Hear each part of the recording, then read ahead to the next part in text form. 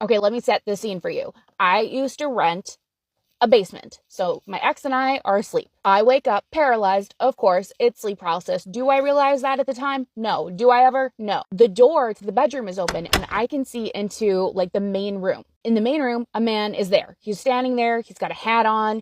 This is like not even a shadowy figure. This is a man. I can see him. He has like nice clothes on. I'm scared. I'm like, why is there a man in our house? This is lesbian domain. What are you doing here? My ex wakes me up and I'm like, oh my gosh, like I just had sleep paralysis. Thanks for waking me up. She tells me I was hyperventilating in my sleep. I had no idea I was doing that. And she said she'd been trying to wake me up for a while. Not anything crazy like minutes or something, but normally if someone just says my name like Megan, I wake up that second. But she's there repeatedly saying my name and I'm not waking up.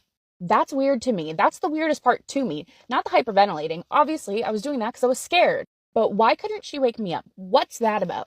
Anyone else experience that? Anyone who can explain it to me? That would be fantastic. Honey, I don't know what that was about, but I've had that experience before. Not the seeing people, thank God. Thank God. But I've been in sleep paralysis before, and I was taking a nap in my mom's room, my mom's bed, and she was like, "Are you okay?" Like I woke. I think she woke me. I can't remember what happened, how I woke up.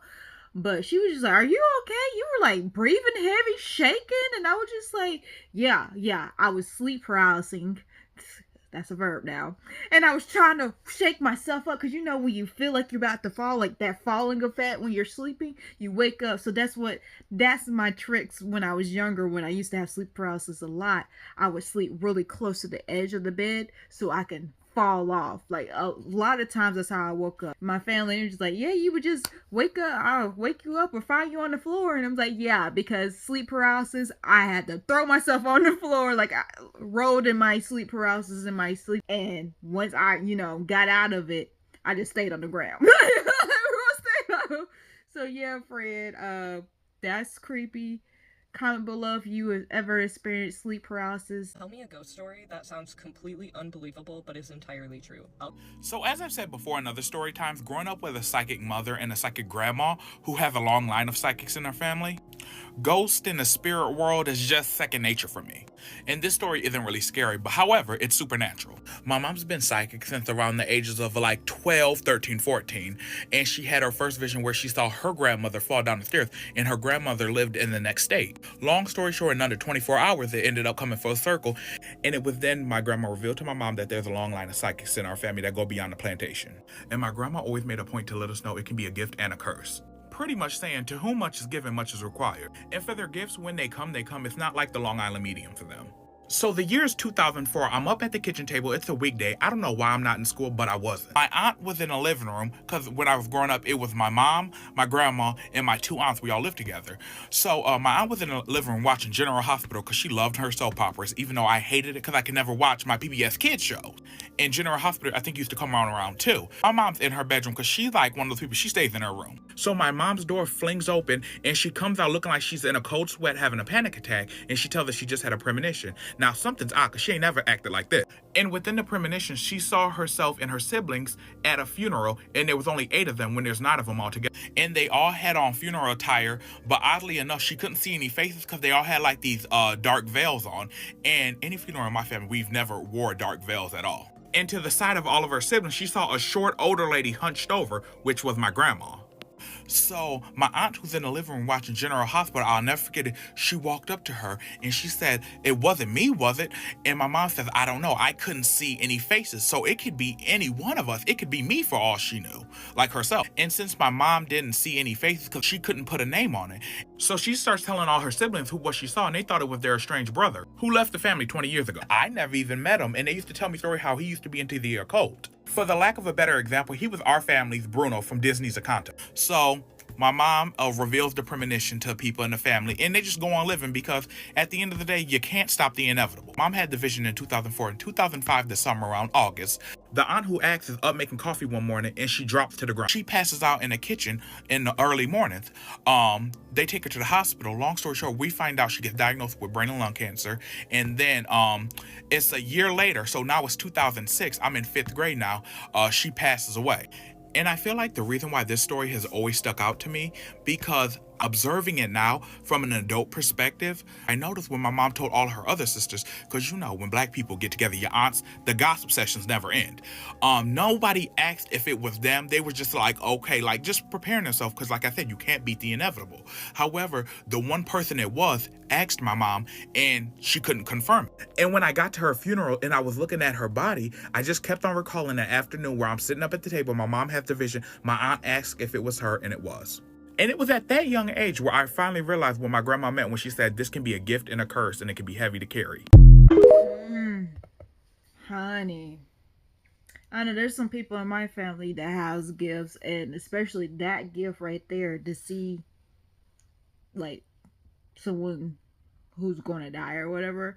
There's a person in my family that has that gift, and yeah, I can tell it takes a toll on them, because sometimes it be somebody that is really close to them in the family and they just freak out, like it just, it's I can't imagine, but from hearing them talk about it, it's a lot to see that.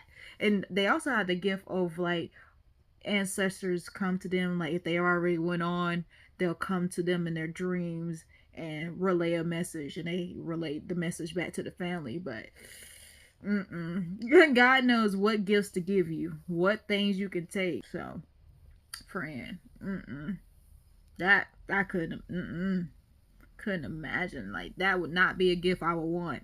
No. Comment below if you got special gifts. I'll definitely do more, but here's like a part 2 to the story that this comment is attached to, where I describe how my psychic mom seen one of her sisters' premature death. Like I said in the last story, my aunt lived with us, so we were close. I was like one of her favorite nephews, and I'm gonna take that title, just in case my family's watching. You all know it was me, but this is partially how the grand awakening happened for me, and my mom knew that her gifts and my grandma's gifts somewhat trickled down onto me. And this is also when I found out that the afterlife was real. Because I wasn't like an atheist. My family always had faith. It's just not something that was drilled into us. They was more like live and let live. They don't got time for all that judgmental shit. So it's 2006. I'm in 5th grade. My aunt's dying. My entire family is up at the hospital except for me and my mom, who stayed back because I had school the next day. My mom's pretty much pulling an all-nighter because she knows the call's either going to come in that night or the next morning. So it's like 1 a.m. My mom gets a call. She picks it up on the first ring because she knew what was coming. Meanwhile, I'm in my bedroom in the front of the house. I'm asleep, knocked out cold. So in my dream, I wake up and I'm in this room that is consumed by the brightest light. And there's just like a staircase that's like appearing in the middle of the room, and it's just going up into nothingness. And when I mean nothingness, I mean like just bright light. And you know how when you look into the sun, how it hurts your eyes?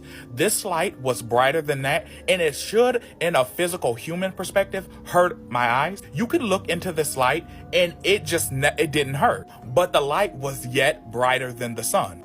My aunt comes up behind me, and she is completely restored in beauty and health, as if cancer never touched her. And we walk over to the staircase, and the staircase somewhat becomes like an escalator. You know how like you stand on one step and it just moves you up? I realize we're saying our goodbyes in this moment, even though our mouths aren't moving. It's all empathic. So then, as I'm standing on the steps next to her, she starts to ascend up the steps like an escalator, but my step doesn't move, and we were on the same steps. And then in my dream, I become aware of what I'm seeing, and as she gets to the highest level of the stairs, she becomes like oneness with the light. And my aunt, she was very much so, like, out of all 8 of her sisters, she was like the quiet bookworm. She loved Harley Quinn romances, soap operas, and stuff like that. She wasn't like my mom and some of my other aunties who are very like eccentric personalities. But I was always like another kid to her, because she always liked how, even from a young age, I always said what I felt. I didn't care who liked it. And I always was in grown folks' business. And I kind of like, at times, I felt like I gave her the confidence that she kind of wished she had, which is why we were always so close. So when I seen her ascend into the afterlife, the light got so bright where it was kind of like a camera flash, and I instantly come out of the dream, and I realized I was sleeping, standing up. I turn around and my mom's just entering my room. I never mention this part because I always keep this to myself because it's personal, but here we go. And my mom was like, are you okay? Because my mom is coming to tell me that my aunt passed away, because she remembers she got the call. And I turned to her and I'm realizing I was standing up, and I was like, I already know. And she was like, you know what? And I was like, that auntie passed away. And my mom was like, well, How is that? Because I literally just got the call literally under 2 minutes ago. And then I told her what happened, and she was pretty much, my mom's kind of ratchet. She was like, nigga, you fucked around and got the gift. And I told my mom the dream as I'm telling y'all, and she pretty much said she kind of ratchet at times. She was like, nigga, you didn't go up the stairs with her because you would have died too. You would have went into the afterlife. And then that was kind of like the confirmation where my mom and grandma, they was like, oh, he got the shit too. Along with a plethora of other things that happened when I was younger. However, this was just like confirmation for them. And my mom being theatrical, she was like, my baby then went into the afterlife and came back. She was proud. It was kind of like a weird initiation of like, my son kind of has something that I also have too. And since my mom could see dead people at times, she was able to see that my aunt was at her own funeral just walking around looking at all of us. Just like how my mom seen her older brother at his funeral. Wow. Wow. Friend. That gift. Seeing dead people. Oh, no, you can have that. You can have that. That's, honey. That's dope, though, that y'all have those gifts and, you know, it's through y'all's family, generational. That's beautiful. Somebody in my family has the gift, but, hopefully it skips over me, you know, and it don't get passed over to me over here. No, I'm good. But friend, wow, that was a very sweet moment right there. Like, you were able to say bye, and she came to you. Like, that was sweet. That was a really touching story. Friend, can you see dead people? Do you enjoy it? Like, how do you deal with that if you do? Like, ooh, child, honey. Yeah, thank you guys for watching these stories with me. I'm going to try to do the Audacity Stitch stories. We're going to do that next video. You're going to see the stitches. I don't know, honey. I'm a little, this was a lot for me. This is a lot. But yeah, come back and join me watching this. I'm going to need y'all to watch this with me. We in this together. We're going to get scared together. You know what I'm saying? Subscribe.